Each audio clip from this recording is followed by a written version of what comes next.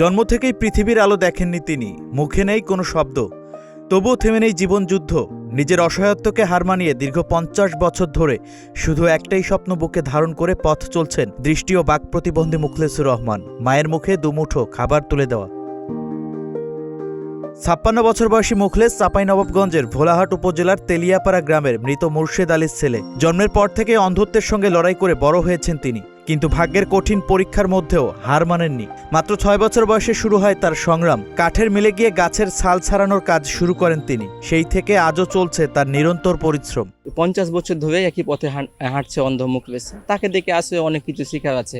শুধু অনুভবের উপর নির্ভর করে তিনি ২ কিলোমিটার পথ হেঁটে গিয়ে ওখানে কাঠ কাটা মিলে গিয়ে কাঠের যে ছাল আছে, উপকার যে গাছের ছাল, সেই ছাল ছাড়িয়ে তিনি ওখান থেকে যে কাঠ সংগ্রহ করেন, তার মা কিন্তু তা বিক্রি করে তাদের সংসার চলে। এই যে কষ্ট করে জীবন যাপন করে, সে মিলে যায় প্রতিদিন, ঝড় বৃষ্টি যাই আসুক সে বাড়িতে থাকে না, যায় যা পায় মানে খড়ি গুঁড়ো এগুলো নিয়ে বিক্রি করে, ওগুলো দিয়ে ওদের সংসার চলে। শুধু অনুমানের শক্তিতে পরিচিত পথের স্মৃতিকে আঁকড়ে প্রতিদিন প্রায় ২ কিলোমিটার পথ পাড়ি দিয়ে কাঠের মিলে যান মুখলেস।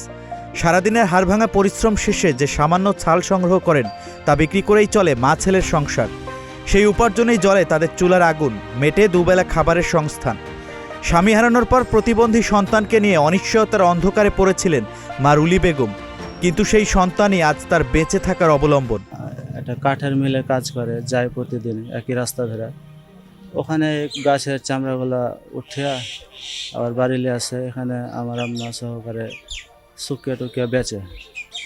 এই বেচে থাকে আমাদের তার পরিবার সংসার চলে। মুখলেসের এই জীবন সংগ্রামের সবচেয়ে বড় সাক্ষী তার পরিবার। ছোট ভাই সোহেল রানা জানান, ভাইয়ের প্রতি তার কৃতজ্ঞতার শেষ নেই। মুখলেসকে পোশাক পরিয়ে দেওয়া, খাওয়ানো সহ সবকিছুই করেন তার মা। অথচ প্রতিবন্ধকতাকে হার মানিয়ে ছেলের এমন কঠিন পরিশ্রম প্রতিনিয়ত কাঁদায় বৃদ্ধা মাকে। দুইটা তেমন কর্মকর্তা কেউ নাই, ওই বেটাই করে, ওই বেটাই মা বেটাই করি খাই।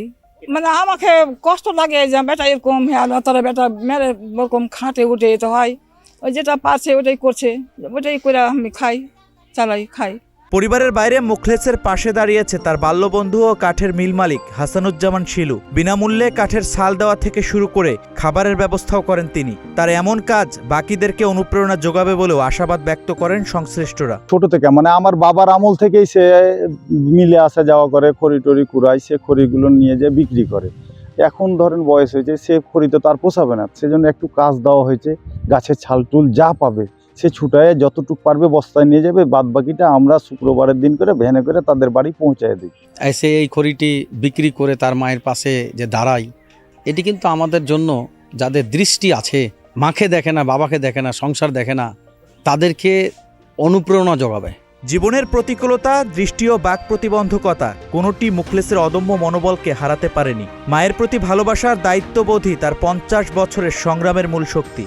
সমাজের সহায়তা ও মানবিক উদ্যোগই পারে এমন লড়াকু মানুষদের জীবনে একটু স্বস্তির আলো পৌঁছে দিতে। এস এম সাখওয়াত জামিল দোলনের তথ্যচিত্রে Shahin Alam, Green TV digital.